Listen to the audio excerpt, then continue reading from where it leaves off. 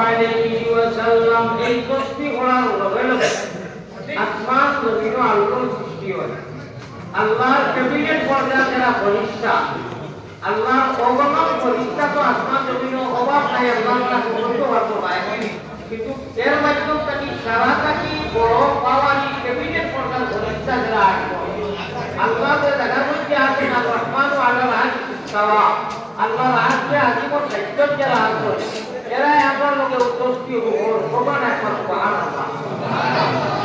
আমরা সারা ইমান আনছি ইমানের পয়লাপুর গাছ হই যোগী কলিমা তাইয়্যিবা লা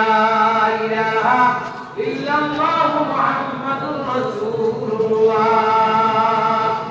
এই গাছ দিন লাগাইয়া কইছি আমরা অবলম্বনে সিনা আছে না সিনা